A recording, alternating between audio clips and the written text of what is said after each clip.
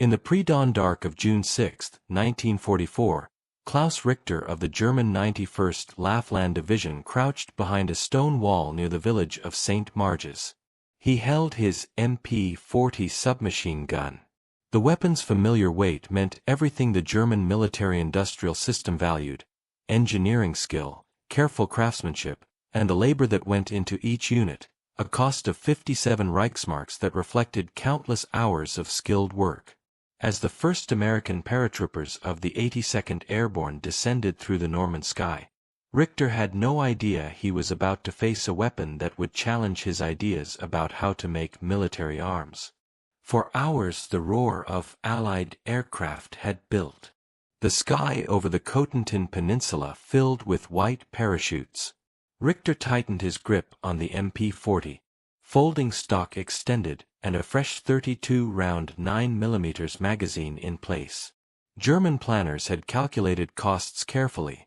Equipping a squad with submachine guns cost 1,100 Reichsmarks. The MP-40 used precision-machined parts, heat-treated components, and tight quality control. Parts as small as the firing pin carried Waffenamt acceptance stamps and serial numbers, proof of German dedication to manufacturing quality, even while Allied bombing struck their factories. What Richter saw in those opening moments of combat later reached intelligence reports from field commanders to Berlin. The American paratroopers wore weapons that, by German standards, looked crude, almost primitive.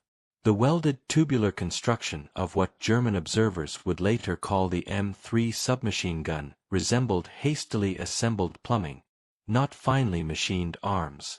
Yet within hours reports spread on German radio about how effective these American weapons were. The story of how America's $20 grease gun overwhelmed Axis forces begins before battle, with American industrial planners who knew World War II would be won by the nation that could make adequate weapons in vast numbers. In 1941, watching Europe tear itself apart with ever more sophisticated gear, U.S. military officials faced a stark math problem.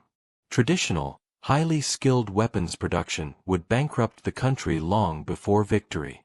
Colonel René Studler, head of small arms R&D in the Ordnance Department, had been studying captured MP-40s, British Stens, and Australian Owens in 1940–41.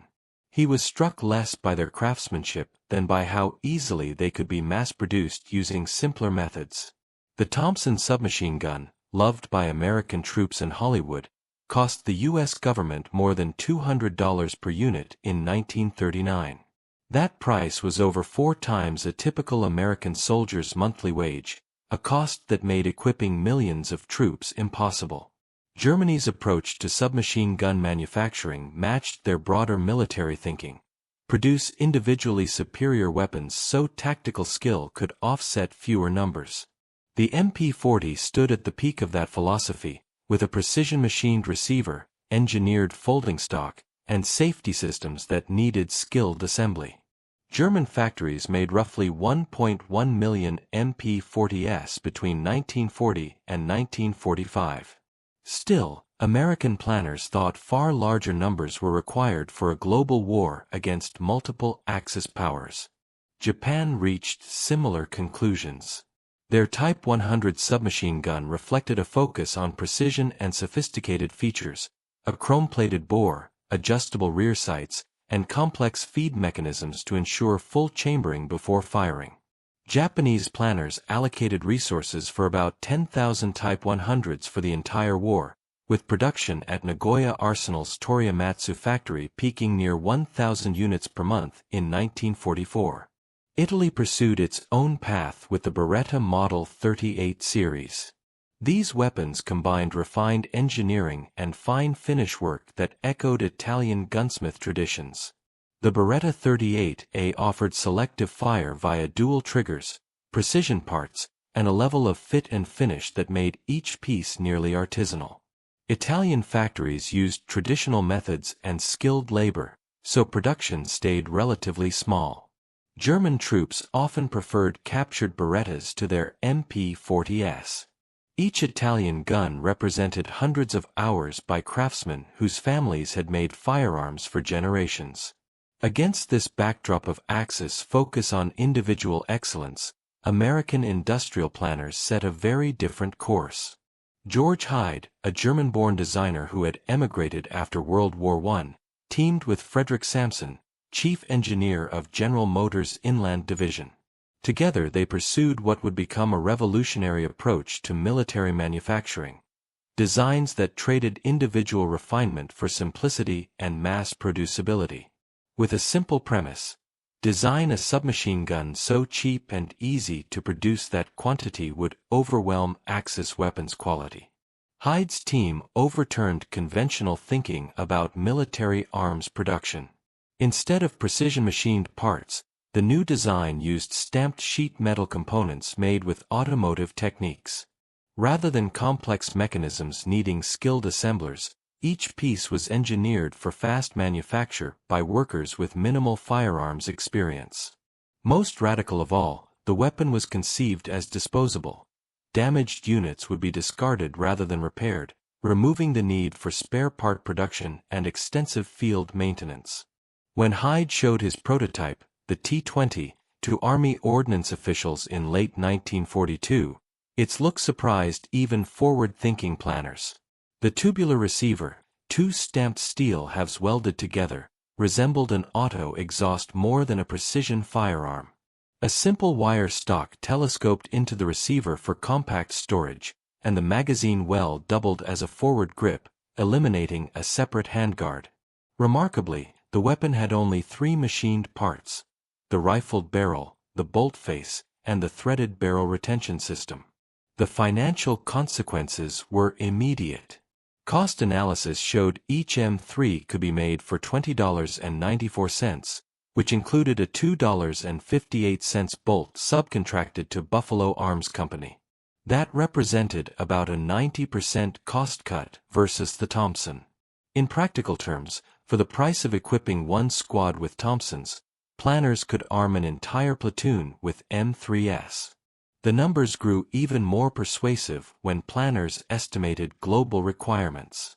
At Thompson prices, supplying American forces worldwide would have consumed the entire federal budget. M3 costs made universal submachine gun deployment financially feasible for the first time in U.S. history. General Motors' Guide Lamp Division in Anderson, Indiana, won the production contract in January 1943.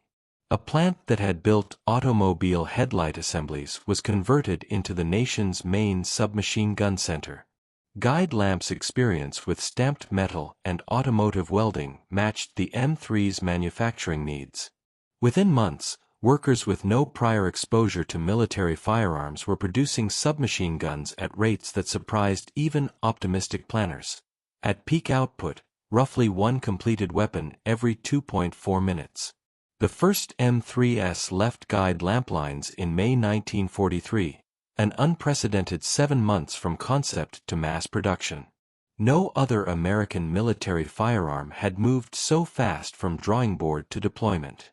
Troops quickly nicknamed it the grease gun, because its ungainly shape resembled service station lubrication tools. Despite the crude look, testing showed the M3 met or exceeded required performance. About 450 rounds per minute of .45 ACP with acceptable accuracy out to combat ranges near 100 yards. Guide Lamp's production figures illustrate the scale of U.S. industrial mobilization around the M3. In 1943, the Anderson facility produced 85,130 minutes and 3 seconds. In 1944, as U.S. forces readied for global offensives, Guide Lamp delivered 343,372 units. The final wartime year added 178,192 minutes and 3 seconds plus 15,469 of the improved M3A1, bringing World War II totals to 622,163 submachine guns in under 3 years. That output dwarfed every other submachine gun effort, surpassing the combined Axis production. America's industrial shift around the M3 began reshaping warfare in early June 1944. During the pre-dawn hours of D-Day, paratroopers of the 82nd and 101st Airborne landed in Normandy carrying their new M3s. Staff Sergeant William Tucker of the 505th Parachute Infantry Regiment dropped into an apple orchard about 3 kilometers inland from Utah Beach with an M3 secured to his harness alongside extra magazines and demolition charges. Tucker's weapon was one of roughly 15,000 minutes and 3 seconds issued to airborne forces before the invasion, the combat debut of America's mass production approach. Initial reactions among paratroopers reflected cultural expectations about weapon quality. Private Don Burgett of the 101st dismissed his M3 as junk, contrasting its welded, stamped construction with the precision-machined Thompson. Many troopers tried to swap M3s for Thompsons whenever possible, viewing the new gun as a sign that planners were cutting corners at the expense of combat effectiveness. German observers drew similar conclusions after capturing M3s, assuming crude appearance meant falling American manufacturing standards. Lieutenant Heinrich Weber of the 6th Parachute Regiment noted in an intelligence report that captured automatic weapons seemed made with automotive sheet metal techniques rather than proper firearms methods. Those judgments missed the deeper implications of mass production. Within 48 hours of Normandy, German intelligence began reporting the sheer number of automatic weapons in American hands. Tank crews often carried multiple submachine guns, and infantry units displayed a density of fire German forces had not seen. When captured equipment inventories were compiled, the math became clear. Americans were deploying submachine guns at ratios that far exceeded German estimates. Guide lamps conversion illustrated more than cost-cutting. It represented a philosophical shift in how democratic nations could leverage industrial strength against authoritarian systems. The Anderson plant used assembly line techniques from automotive manufacturing, assigning workers to single operations rather than complete weapon assembly. This approach allowed rapid training of new workers and removed reliance on skilled gunsmiths, whose limited numbers had traditionally constrained firearm production. Within months, Guide Lamp employed workers who could perform complex welding without needing knowledge of firearms theory, effectively separating technical knowledge from production capability. The psychological impact on Axis forces was significant. As the European campaign progressed, reports accumulated showing American units equipped with far more automatic weapons than anticipated. Friedrich Zegelmann, intelligence officer for the German 352nd Infantry Division, observed after Normandy that American forces seemed able to arm soldiers with automatic weapons at the squad level, implying production far beyond prior estimates. His assessment signaled a growing recognition that European assumptions about small arms economics didn't hold when facing American industrial mobilization. The M3's combat use in Normandy offered practical evaluations under fire. Captain Robert Miller of the 4th Armored Division reported tank crews favored the M3 over the Thompson for vehicle operations. Its compact size and simple maintenance suited cramped tank compartments, and the wire stock collapsed for storage. Field stripping without tools made upkeep easier for crews far from supply depots, contradicting earlier notions that the M3's crude look outweighed its role-specific advantages. Marine Corps units preparing for Pacific operations reached other conclusions. Gunnery Sergeant Paul Rodriguez of the 1st Marine Division noted the M3's covered ejection port better protected against sand and debris than the Thompson's open action, and its slower rate of fire conserved ammunition during long jungle patrols. Those qualities mattered for amphibious assaults where resupply was limited and reliability crucial. Japanese intelligence initially read the M3's simple construction as a sign of American strain. Major Hiroshi Tanaka of the Imperial Japanese Army's Technical Intelligence Section, after examining captured M3s from early Pacific fights, concluded that welded stamp construction indicated declining U.S. weapons quality under global commitments. Tanaka believed that, despite limited numbers, Japan's Type 100 represented superior manufacturing standards. Those early assessments, American and Axis, underestimated the strategic effect of mass production. The M3 demonstrated that cheap, rapidly produced weapons could shift tactical and operational balances by putting greater volumes of automatic firepower into the hands of frontline troops. What looked like crude engineering on individual weapons was, in fact, a deliberate strategy. Trade per unit refinement for scale, simplify production for widespread distribution, and exploit the industrial base to change how wars were fought. The American approach to engineering during World War II focused on precision and reliability, rather than the old idea of limited, high-quality production. But by mid-1944, the scale of U.S. manufacturing became clear. The M3 submachine gun started showing up in every major theater of the war at once. The guide lamp factory in Anderson, Indiana, achieved production levels higher than the combined output of all Axis powers. It supplied weapons to American troops in Europe, the Pacific, and the China-Burma-India region, while also arming resistance groups across occupied Europe. Axis analysts soon realized the math didn't favor them. Germany's total submachine gun output over 6 months was less than what guide lamp produced in a single month at full capacity. This unmatched production power had a psychological effect on both sides. For American troops, the grease gun transformed from an underappreciated tool into a trusted weapon. Staff Sergeant James Harrison of the 99th Infantry Division initially doubted its value, but by early 1945, he admitted it was the best weapon for patrols. Quick to use, accurate at short range, and surprisingly powerful. His shift reflected the attitude of thousands of soldiers who learned that performance in battle depended more on reliability and availability than looks or craftsmanship. The M3's real strength became obvious in urban warfare. Technical Sergeant Charles Carey of the 397th Infantry Regiment used his grease gun to convince 30 to 40 German soldiers to surrender during a battle in Rimling, France, in January 1945. His success showed that overwhelming firepower could come from simple, mass-produced weapons, not just from expensive or complex ones. It proved that industrial capacity itself could become a tactical advantage. German intelligence soon realized their doctrines couldn't keep up.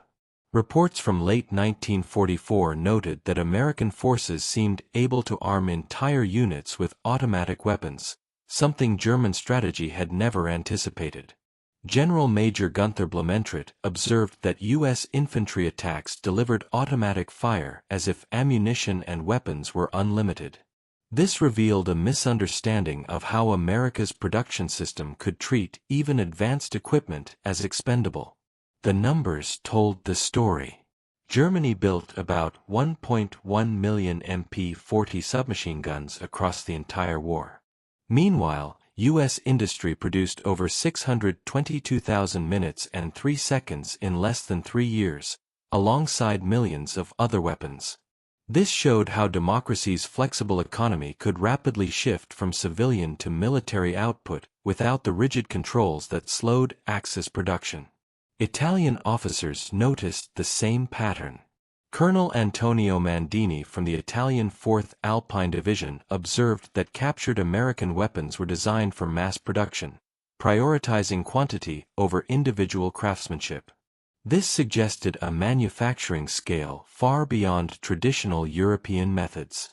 His view was confirmed as Italian resistance fighters began receiving American weapons through OSS supply missions, proof of the global reach of U.S. production. The Office of Strategic Services even adapted the M3 for covert use. Around 1,000 versions were made to fire 9mm parabellum rounds, allowing European resistance fighters to use captured German ammunition instead of waiting for risky resupply drops. This flexibility showed America's ability to adjust designs without slowing production, something few nations could match. French resistance leader André Met received his first M3 during a nighttime drop near Lyon in September 1944. At first, he thought it looked crude compared to German models. But after months of fighting, he found it remarkably dependable, even under tough conditions with almost no maintenance.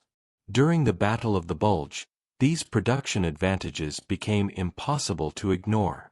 German officers noticed that American tank crews carried several submachine guns each, and infantry units seemed to have endless supplies of automatic weapons. Oberleutnant Heinrich Meyer of the 2nd Panzer Division noted that U.S. tanks appeared to treat submachine guns as standard gear rather than specialized tools. In truth, many Sherman tanks carried up to 5 M3s for crew protection, and other vehicles did the same. This was possible because the M3 was so inexpensive to build. It cost about the same as a rifle. The 761st Tank Battalion, a black armored unit in France, saw this advantage firsthand. Corporal Carlton Chapman said his crew's M3s let them respond instantly to threats without waiting for support. His tank carried 3 of them in racks for quick access, giving each crew greater independence and protection. America's production power went far beyond the battlefield. It changed how militaries around the world thought about war itself. German General Heinz Guderian noted that Americans treated automatic weapons as basic gear, not luxury equipment. This hinted at a deeper difference in industrial thinking. Japanese intelligence officers saw it too. After studying U.S. equipment at Leyte Gulf, Admiral Toko Kurita reported that the Americans treated automatic weapons as expendable, an idea completely foreign to Japan's repair-focused system. As the war entered its final year, the results of this manufacturing philosophy became undeniable. Soviet officers using American Lend-Lease weapons noticed that U.S. guns were simple but highly reliable. Marshal Georgy Zhukov remarked that they worked even under conditions that disabled more advanced systems. Simplicity, it turned out, offered its own form of superiority. Italian resistance commander Jeppe Martelli in northern Italy made a similar observation. His fighters used M3s for months in rugged terrain without maintenance or spare parts, yet the weapons kept working flawlessly. This level of dependability under such strain was nearly unheard of in older, more delicate weapon designs. By 1944 and 1945, production numbers spoke louder than any propaganda. Guide Lamp's single factory built more submachine guns than all of Germany's armament facilities combined, and production rates kept climbing. American planners had achieved what European experts once thought impossible: creating weapons cheap and simple enough to treat as disposable supplies, not precious assets. Germany's attempts to catch up with increased MP-40 output fell short. Even when production improved, it never exceeded 30,000 units per month, while U.S. factories regularly topped 50,000. German analysts realized that even if they doubled their capacity, they'd still be outnumbered 10-1. This imbalance wasn't just material, it became psychological. German and Japanese troops often reported that Americans seemed to have endless firepower. Broken weapons were replaced instantly, not repaired, reflecting a logistical philosophy built around abundance and speed. On Iwo Jima, Japanese defenders were shocked to see American tank crews armed with personal submachine guns, something unimaginable in Japan's limited production system. Colonel Tadamaki Kurabayashi concluded that America's war economy operated on a completely different scale, one beyond traditional military planning. The M3's evolution during combat showed the same flexibility. When troops reported problems with the cocking handle in late 1944, engineers quickly redesigned it, replacing the mechanism with a simple finger hole in the bolt. The new M3A1 was easier to use, more reliable, and faster to build. Tank crews across Europe confirmed its value. Sergeant Russell Spooner of the 3rd Armored Division said the M3 let them fire a burst of bullets in seconds, especially useful against nearby threats that tanks couldn't otherwise reach. This proved that even simple weapons could offer tactical advantages over more complex systems. By 1945, Axis intelligence finally understood what they were facing. Colonel Reinhard Gehlen reported that American factories treated automatic weapons like consumer goods, mass-produced, affordable, and replaceable. Italian General Mario Roata echoed the same conclusion. The U.S. military viewed automatic weapons as basic equipment for every soldier, not rare assets. The final numbers confirmed it.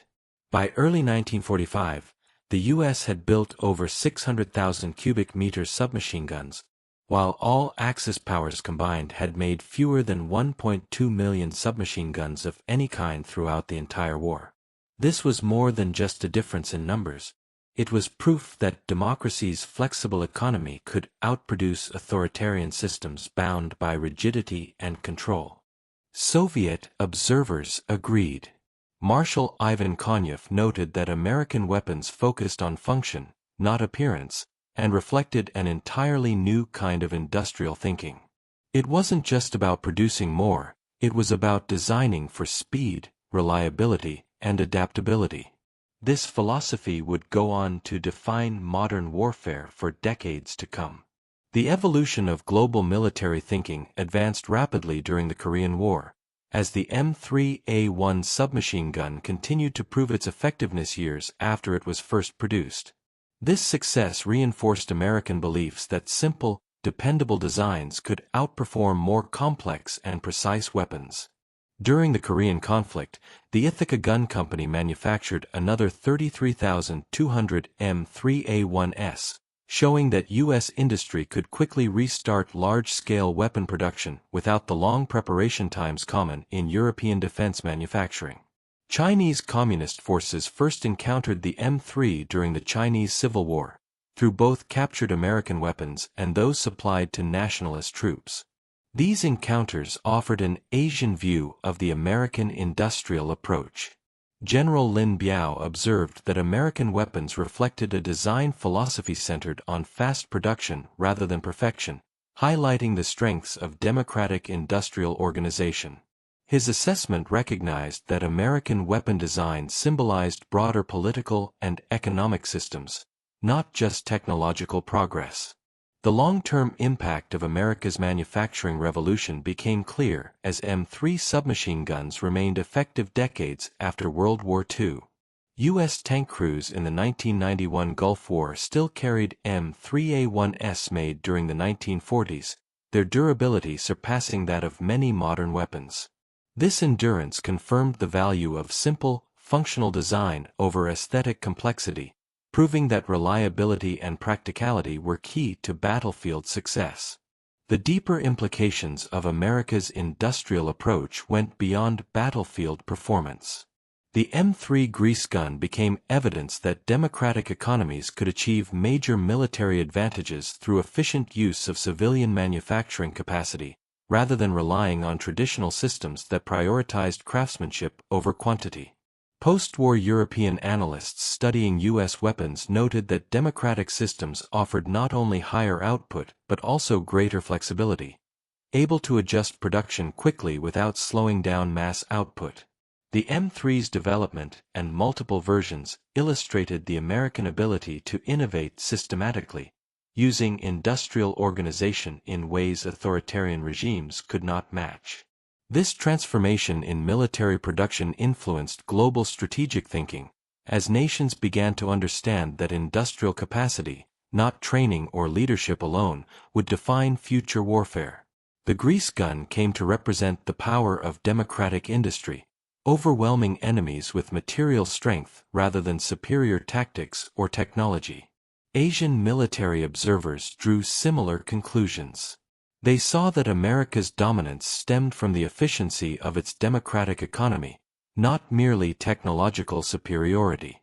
The contrast between U.S. M3 production and Japan's Type 100 showed how democratic systems could rapidly convert industries for war and sustain output under pressure. The M3's production methods involved more than cost-cutting. They reflected a new philosophy of manufacturing that valued speed and skill training over traditional craftsmanship. Assembly line techniques pioneered by Guide Lamp allowed rapid expansion of production without relying on master gunsmiths, democratizing weapon manufacturing on a scale never seen before. The global reach of this approach became evident as M3 submachine guns spread to Allied armies and resistance groups across Europe and Asia. Many nations that lacked their own small arms industries suddenly found themselves equipped beyond expectation, showing that America could arm both its own troops and its allies simultaneously across multiple theaters of war. Historians later recognized that the M3 symbolized more than a tactical success. It marked a fundamental shift in how democratic nations waged war. It demonstrated that open, industrialized societies could sustain prolonged conflict without collapsing their economies. With a production cost of just $294 per unit, the M3 made it possible to equip soldiers universally, something impossible under older manufacturing models. The spread of American industrial techniques through technology transfer and cooperative programs extended this advantage far beyond wartime. Allied countries adopted democratic production methods that enabled them to create weapons domestically using open, efficient systems rather than rigid, state-controlled processes. This practical influence spread American industrial values more effectively than ideology alone ever could. On the battlefield, the psychological effect of facing endless waves of American-made weapons was profound. Axis troops realized that even superior training or craftsmanship could not offset the overwhelming industrial capacity of democratic nations. Reports from multiple combat zones confirmed that the M3's simple design consistently outperformed more delicate precision weapons under harsh, real-world conditions where maintenance was scarce. Over time, global military thought accepted that democratic economies had inherent advantages in mobilizing civilian industry for defense.